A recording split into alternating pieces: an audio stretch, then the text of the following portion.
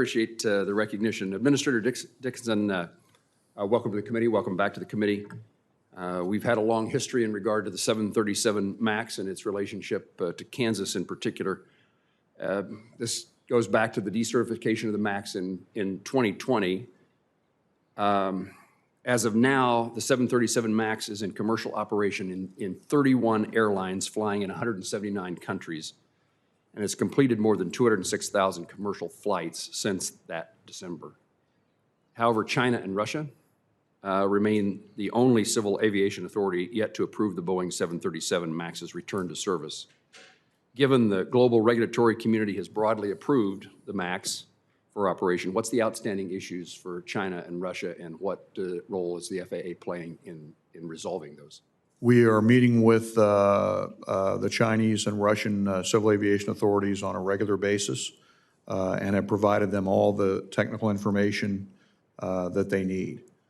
So I'm confident that on a technical level, we are in good shape, and they will make the decisions that they need to make within their systems. What you suggest is that the technical information is there. There may be other factors utilized by China and Russia in making a determination. Yes, sir. Administrator Dixon, a handful of universities, including one in Kansas, Wichita State University, were selected to carry out 124 of the 127 ACSAA-related safety system human factor analysis.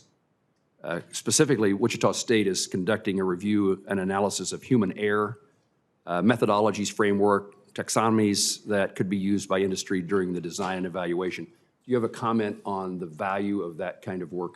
That's extremely valuable, and again, it helps add perspective and valuable research to our efforts on human factors and some of the issues that we talked about this morning. What's the FAA oversight in that regard, and what's the time frame for the results of those university research work?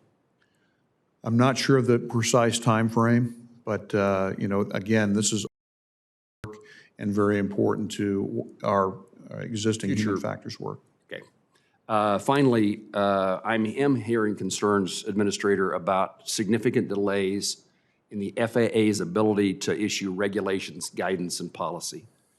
I know there are lots of new demands on the agency, and there's new innovation and automation, and even the demands that are included in the Aircraft Certification, Safety, and Accountability Act.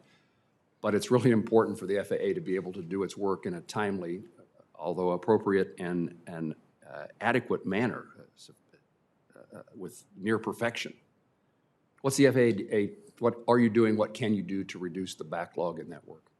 Well, certainly, you know, there are multiple factors here. If you're talking about rulemaking, obviously there's the requirements for public comment and the Administrative Procedures Act process, which requires us to have safety data and a positive cost-benefit business case there as well. There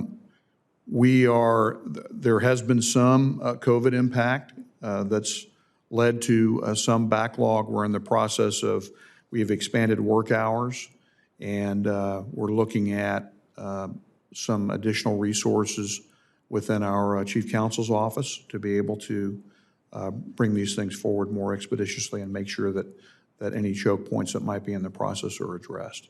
One of the things that you didn't mention is staffing. Any comments in that regard?